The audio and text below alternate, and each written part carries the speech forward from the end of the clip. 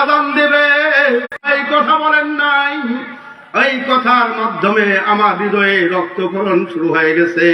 আমি চিন্তা করে পাইতেছি না আমি কোন বেয়াদবি করলাম, কোন বেয়াদবি করার কারণে আমার রাসূল আমাকে মুয়াজ্জিন থেকে বিদায় দিয়ে দিল।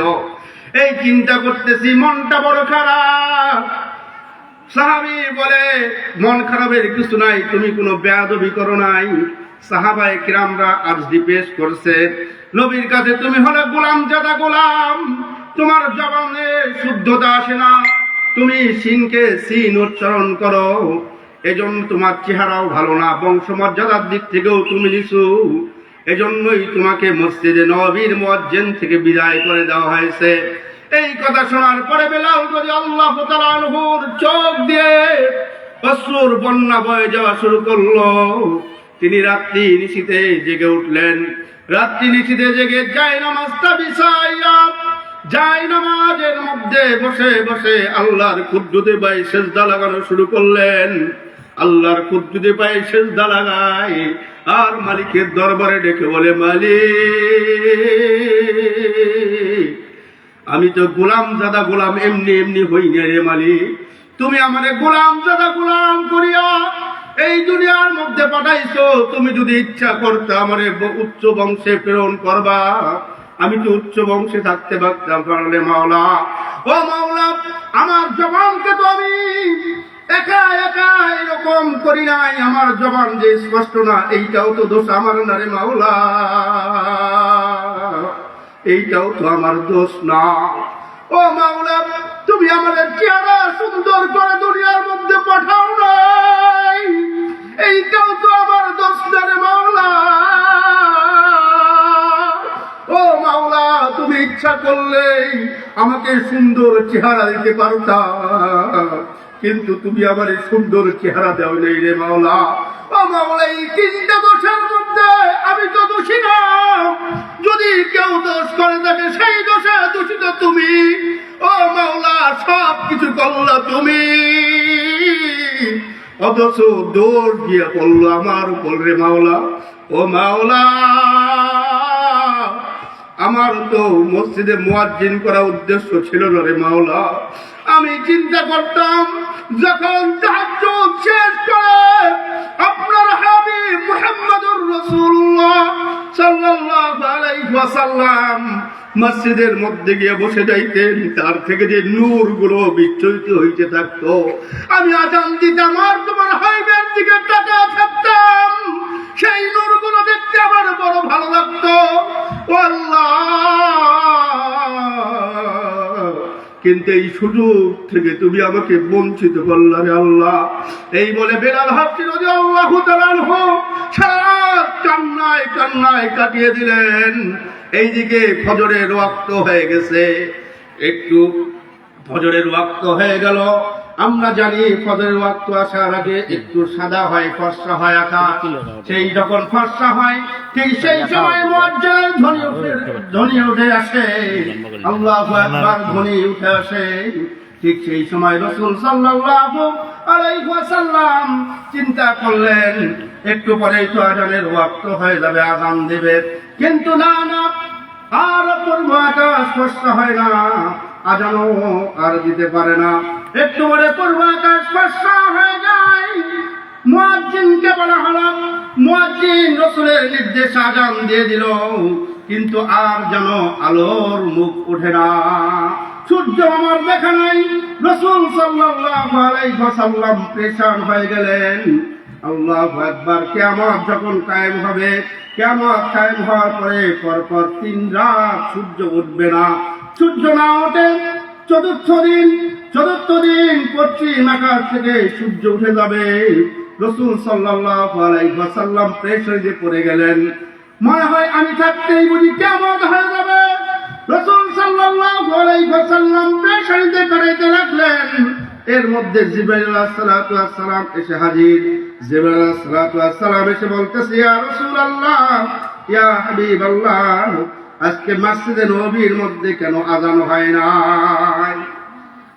রাসূল সাল্লাল্লাহু আলাইহি ওয়াসাল্লাম ডাক দিয়ে বলে, ভাই জিবরাইল, তুমি এসব কি বলো? আজকে তো উচ্চ বংশের লোক, দেখতে সুন্দর, আল্লাহু আকবার, কণ্ঠস্বর তার সুন্দর, এইরকম লোক দিয়ে আজকে আজান দেওয়া হয়েছিল, আর তুমি বলতেছো আজান দেওয়া হয় নাই। ব্যাপারটা তো বুঝলাম না, ব্যাপারটা একটু ভালো করে বোঝায় বলো। জিবরাইল আলাইহিস সালাতু ওয়াস সালাম ডাক দিয়ে বলে, ইয়া রাসূলুল্লাহ, ইয়া হাবিবাল্লাহ, যখন বিলাল আজান দিত, বিলালের আজান আরশে আজিম পর্যন্ত পৌঁছে যেত, সমস্ত ফেরেশতারা আমরা বিলালের আজানের জবাব দিতাম। সুবহানাল্লাহ বলবেন না? আল্লাহু আকবার। এবার জিবরাইল আলাইহিস সালাতু ওয়াস সালাম বলে, ইয়া রাসূলুল্লাহ, আপনি আল্লাহর সিদ্ধান্ত শুনে নেন, যতক্ষণ পর্যন্ত বিলাল আবার আজান না দেবে ততক্ষণ পর্যন্ত সূর্য আর উঠবে না।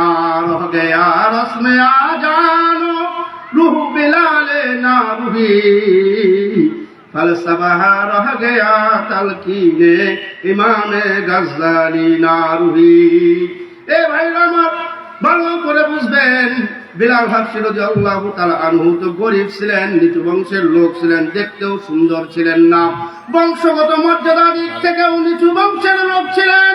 তারপরেও রাসূল সাল্লাল্লাহু আলাইহি ওয়াসাল্লামের সুহবতে থাকার কারণে আল্লাহ রাব্বুল আলামিন তার দাম এত বাড়া দিয়েছেন, এত বাড়া দিয়েছেন, এত বাড়িয়ে দিয়েছেন যে তিনি আজান দিলে সেই আজান আরশে আজিম পর্যন্ত পৌঁছে যেত। এজন্য আল্লাহ ওলিরা ডাক দিয়ে বলেন, সোহবতে চলে তোরা চলে কুনা, সোহবতে চলে তোরা চলে কুনা।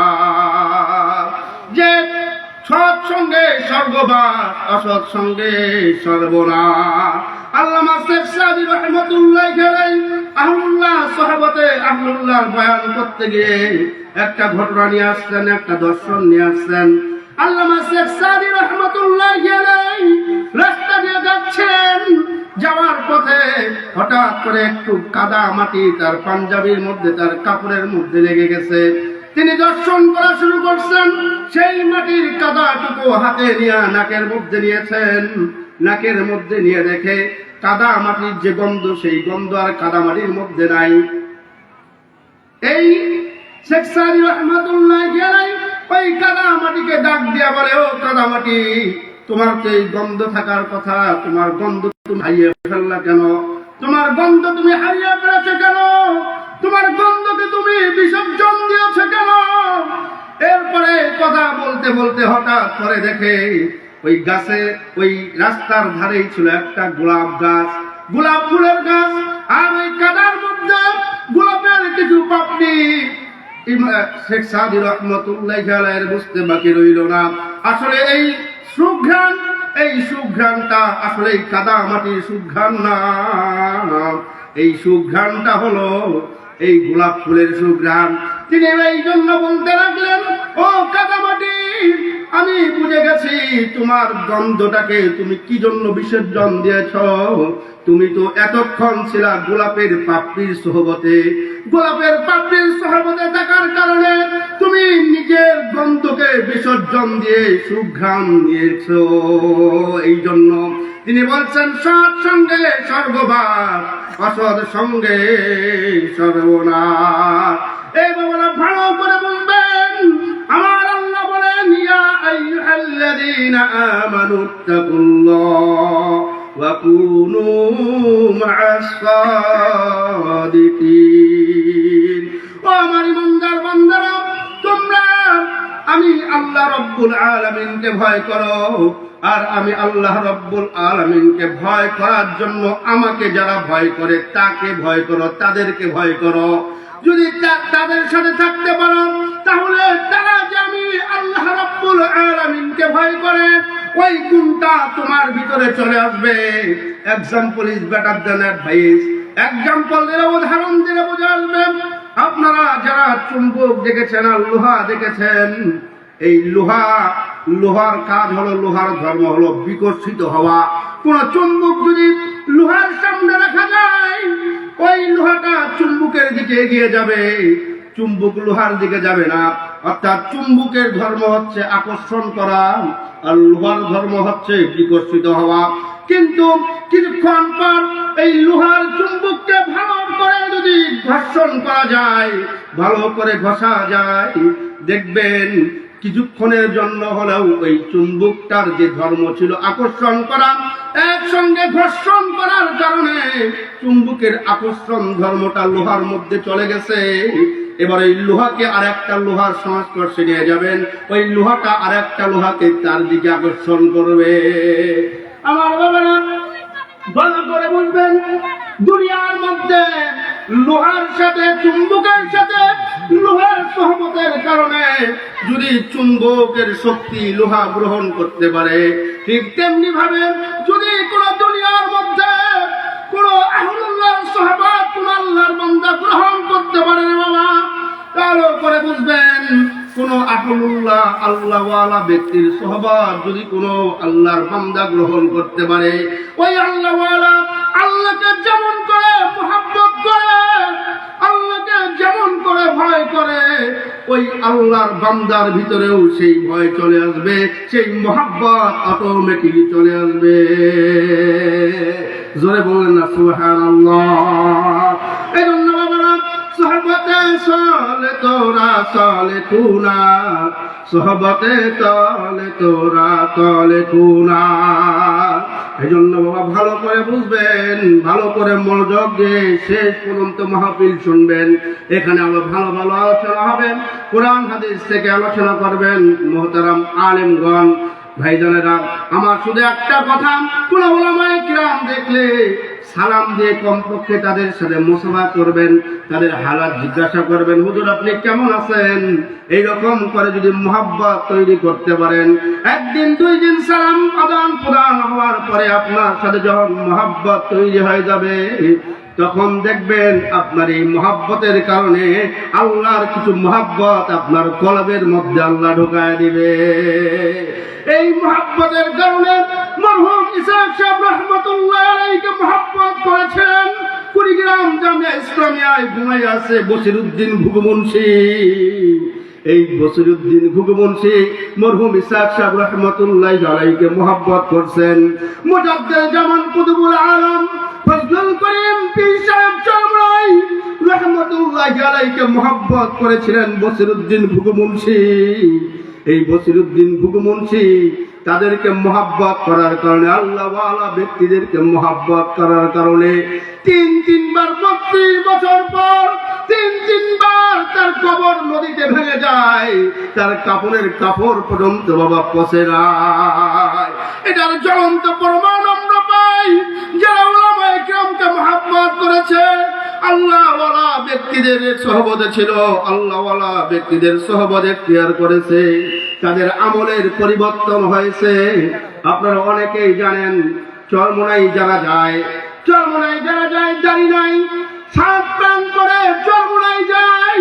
চরমোনাই যাওয়ার পরে 3 দিন 3.5 দিন আল্লাহওয়ালাদের বয়ান শুনে, আল্লাহওয়ালাদের সহবতে থাকে, আল্লাহওয়ালাদের নিসবতে থাকার কারণে বাবা তাদের ভিতরে হঠাৎ করে কোন জজবা আল্লাহ রাব্বুল আলামিন তুলে দেয়, তাদের মাথার মধ্যে টুপি ওঠে, তারা সেখানে হাত তুলে তওবা করে, আর কোনদিন নবীর সুন্নতের মধ্যে, নবীর সুন্নাত জারির মধ্যে কোনদিন আর ফুল লাগাবো না। ওরা সেখানে শার্টপ্যান্টকে লাঠি মেরে ফেলে দেয়, শার্টপ্যান্টকে লাঠি মেরে ফেলে দিয়ে সেখান থেকেই পাঞ্জাবি জুব্বা পরে, পাগড়ি একটা পরে, টুপি মাথায় দিয়ে বাড়িতে চলে আসে। বাবা একটা ঘটনা ভালো করে বললে আপনারা একটু বুঝবেন। একজন মা, তার মা 5 ওয়াক্ত নামাজ পড়ে তাহাজ্জুদ গুজার, কিন্তু ওই আল্লাহর বান্দা তার ছেলে ছিল, ওই আল্লাহর বান্দা নামাজ তো পড়তই না। আল্লাহু আকবার, মদের নেশায় সব সময় ডুবে থাকতো।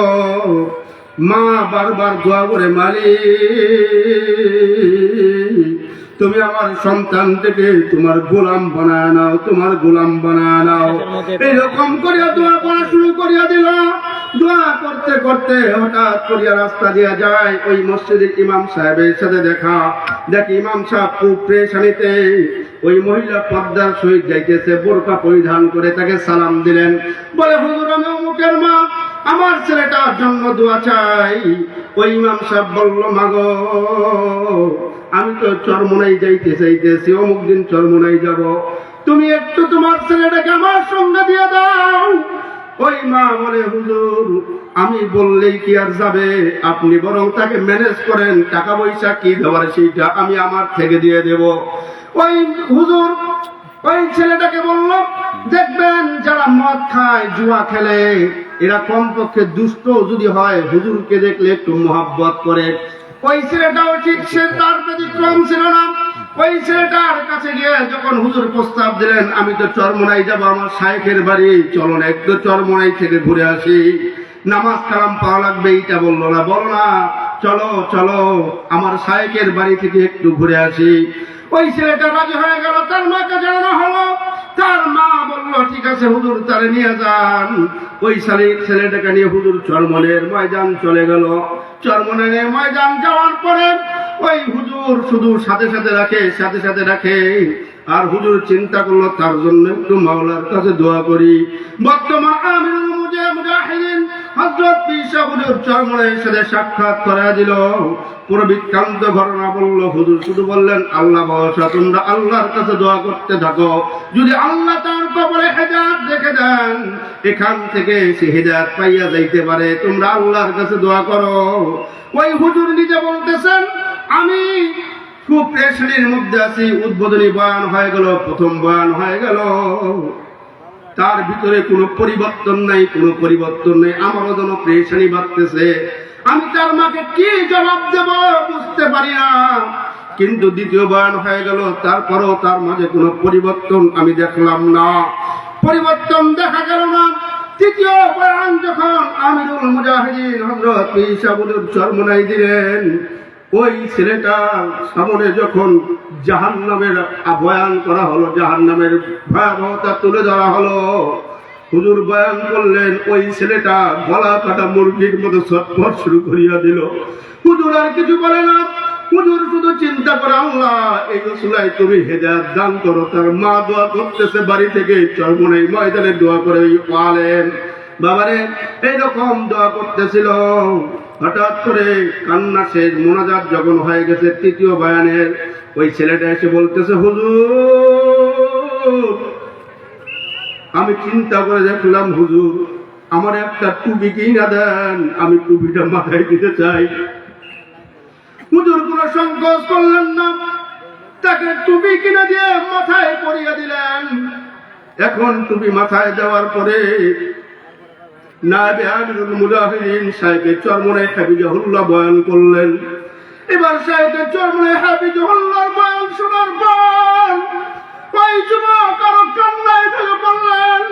ওই হুজুরের পা ধরা ধরলেন, হুজুর আমি মুসলমান হয়ে কবরে যেতে চাই গো হুজুর, আপনার কাছে টাকাও নাই, আম্মা যে টাকা দিয়েছে সেই টাকাগুলো খরচ হয়ে গেছে, আমি আমার আম্মাকে কত কষ্ট দিয়েছি হুজুর, আমার আম্মা যদি নেশার টাকাটা দিত, আমি আমার আম্মাকে মারছি হাত দিয়া, এই পা দিয়ে আমি আমার মাকে লাথি দিয়েছিলাম।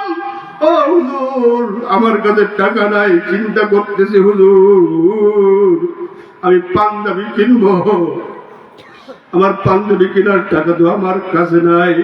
হুজুর বললেন, বাবা তুমি চিন্তা করো না, তুমি চিন্তা করিও না, তোমার পাঞ্জাবি কেনার টাকা আমি দেবো, চলো দোকানে। ওই হুজুর বলতেছে, আমি নিজে গিয়ে তাকে পাঞ্জাবি কিনে দিলাম, পাঞ্জাবি কিনে দিয়ে তাকে ওই অবস্থায় পরিয়ে দিলাম। পরিয়ে দেওয়ার পরে ওই ছেলেটা দোকানের দিকে তাকায় আর কান্না করতে আছে। আমি জিজ্ঞাসা করলাম, বাবা পাঞ্জাবি তো কিনলাম, তুমি দোকানের দিকে তাকাও কেন, দোকানের দিকে তাকায় আবার কান্না করো কেন? ওই ছেলে আমাকে ডাক দেওয়া বলে, হুজুর সবাই দেখি পাগড়ি পরিয়া নামাজ পড়ে, আমার কি পাগড়ি পরা যাবে না, আমার কি পাগড়ি পরা নিষেধ নাকি? বলে, না বাবা না, তোমার জন্য তো পাগড়ি পরা নিষেধ না, বরং পাগড়ি একটা আলাদা সুন্নাত, তুমি যদি পাগড়ি পরে নামাজ পড়তে পারো আল্লাহ রাব্বুল আলামিন সেই সওয়াবকে দ্বিগুণ করে দেবে, নামাজের সওয়াবকে দ্বিগুণ করে দেবে। বলে, হুজুর আমার কাছে তো টাকা নাই, আমি কেমনে পাগড়ি কিনবো? হুজুর নিজের টাকা দিয়ে পাগড়িটা মাথায় দিয়েছে। আর ছোট্ট ছোট্ট দাড়ি আস্তে আস্তে 3 দিন 3.5 দিনে যেরকম দাড়ি হয়ে গেছে। মোনাজাত শেষে সেই ছেলেটা পাগল করা হয়ে আখেরি মোনাজাতের সময় কান্না শুরু করে দিল। ওই হুজুর আসিয়া বলে, বাবা চলো মোনাজাত তো শেষ, এখন বাড়ির দিকে রওনা করতে হবে। ওই ছেলে ডাক দিয়ে বলে, হুজুর আপনি আমার যদি নিয়ে আসবেন, আরো আগে কেন নিয়ে আসলেন না হুজুর? আজকে এই পরিবর্তন আমি আজকে আমার মায়ের সামনে গিয়ে কেমনে দাঁড়াবো? যেই মাকে আমি লাথি দিয়েছি হুজুর, যেই মাকে আমি কষ্ট দিয়েছিলাম টাকার জন্য, আজকে আমি ওই মায়ের কাছে কেমনে যাবো হুজুর? আমি মায়ের সামনে মুখ দেখাইতে পারবো না গো হুজুর, আপনি আমার এখানে রাইখা যান, আমি আমার মায়ের সামনে যেতে চাই না গো হুজুর। অনেক বোঝানোর পরে হুজুর বললেন, বাবা শোনো, এখন পর্যন্ত তোমার মা বেঁচে আছে, মাপের দরজাও তো বন্ধ হয়ে যায় নাই, ক্ষমার দরজাও বন্ধ হয়ে যায় নাই। তুমি যদি তওবা করতে পারো খান দিলে তুমি তওবা করে নাও, আর বাড়িতে যাইয়া তোমার মায়ের পাটা ধরবা জড়াইয়া, তোমার মায়ের পা জড়াইয়া ধইরা মাকে বলবা, মা এতদিন এই ভুল করছি, আমি তোমার গায়ে হাত তুলছি, তুমি যদি মাফ না করো আমার তো জাহান্নাম ছাড়া উপায় নাই। বলে, হুজুর আমি একাই গেলে আমার মা বুঝে আমাকে মাফ করবে না, অতএব হুজুর আপনি আমার সাথে যান, আপনি একটু আমার মায়ের কাছে সুপারিশ করবেন, আমি পাপী ছেলেটাকে যেন আমার মা মাফ করিয়া দেয়। বলে, চলো বাবা, তোমার বাড়ির পাশ দিয়েই তো আমি যাব, তোমার বাড়ির পাশ দিয়ে যেহেতু যাব, তোমার বাড়িতে নামাই দেব, আর তোমার মায়ের সাথেও আমি কথা বলবো। ওই ছেলেটার বাড়ির পাশে যখন চলিয়া গেছে, বাড়ির পাশে চলিয়া যাওয়ার পর বাড়িতে ঢুকতে পারতেছে না, সাহস পায় না, তার মা মাফ করবে কি করবে না, এই চিন্তায় সে পেরেশান। তাকে হুজুর বাড়িতে নক করছে, দরজা খুলিয়া দিছে, দরজা খুলিয়া হুজুরকে তো চিনতে পারছে। এবার আরেকজন হুজুর পাশে নিজের ছেলে, তাকে আর ওই মা চিনতে পারে না। হঠাৎ করিয়া ওই ছেলেটা হুজুরের সামনে মায়ের পা জড়াইয়া ধরছে, বাবারে জড়াইয়া ধরে কান্না।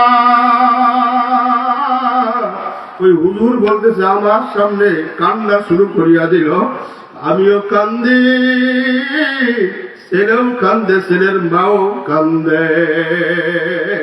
আল্লাহু আকবার। বাবা এই তো সোহবতে আহলুল্লাহ, যারা আল্লাহ ওয়ালার সোহবত প্রাপ্ত হয় রে বাবা, তাদের ভিতরে এই পরিবর্তন আসিয়া যায়। বাবা রে, কত মানুষের মধ্যে এই পরিবর্তন আসিয়া গেছে। বাবারে ভালো করিয়া বুঝবেন, এই পরিবর্তন আল্লাহ ওয়ালার সোহবত এখতিয়ার করিয়া, আল্লাহ ওয়ালার সোহবতে থাকিয়া নিজের জিন্দেগিটা গড়িয়া 5 ওয়াক্ত নামাজ পড়িয়া যেন কবরে যাইতে পারি।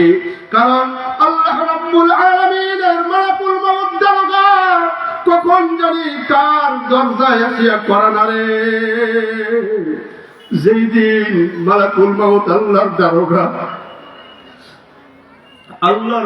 আসিয়া বাড়ির মধ্যে করা মারবে, বাবারে সেই দিন আর কারো বাড়িতে থাকার ক্ষমতা নাই। এ বাবা ভালো করিয়া বোঝেন, কত মানুষের তো জানাজায় গেছেন, কত মানুষকে তো জানাজা দিয়ে আসেন, কত মানুষের গোসল করাইছেন। বাবারে যখন মালাকুল মউত আজরাইল আপনার আমার রুহটাকে বের করবে, বের করার পরে আপনি আর আপনার মধ্যে নাই। এবার সবাই কিনতে বলবে, এইটা মনিরের লাশ, আপনি আর নাই, এটা মনিরের লাশ হয়ে গেছে, আমি আর নাই, এখন মনিরের লাশ করিয়া আছে। দেখবেন, ভালো করিয়া দেখবেন, যারা মারা যায় তাদেরকে বিদায় করে দেওয়ার জন্য তাড়াহুড়া শুরু করিয়া দেয়। বাড়ির লোকজন, আশেপাশের লোকজন আসিয়া বলে, তাড়াতাড়ি করো, তাড়াতাড়ি করো, তাড়াতাড়ি করো, তাড়াতাড়ি করিয়া বিদায় দাও। আপনার সন্তানটা, যে সন্তান আপনাকে ছাড়া থাকতে পারত না, সেই সন্তানটা পর্যন্ত আপনাকে বিদায় করিবার জন্য ব্যস্ত হইয়া যায়, বাবারে সন্তানটা বিদায় করার জন্য ব্যস্ত। যে স্ত্রী আপনাকে ছাড়া খানা খাইতো না, সেই স্ত্রী পর্যন্ত আপনাকে বিদায় করবার জন্য ব্যস্ত। বাবারে সবাই আপনাকে শুধু বিদায় করার জন্য ব্যস্ত হয়ে পড়ে, বিদায় করার জন্য ব্যস্ত হয়ে যাবে। আপনার আত্মীয় স্বজন নেই, কেউ বাজারে গিয়া বাস কাটবে, কেউ কোদাল খন্তা নিয়ে যায় মাটি খুঁড়বে আপনাকে খবর দেওয়ার জন্য, যেহেতু এই খবরে যাওয়াই লাগবে। বাবা আল্লাহ ওয়ালিদের সোহবত এখতিয়ার করিয়া নিজের ভুলগুলো আল্লাহর কাছে মাফ চাইয়া নিজেকে মুসলমান বানাইয়া তারপরে যেন কবরে যাইতে পারি। আমিও দোয়া করি, আমিও দোয়া চাই আল্লাহ রাব্বুল আলামিন যেন আমাকে সহ আপনাদের সবাইকে পরিপূর্ণ মুসলমান হিসেবে কবুল করে। আসসালামু আলাইকুম ওয়া রাহমাতুল্লাহি ওয়া বারাকাতুহু।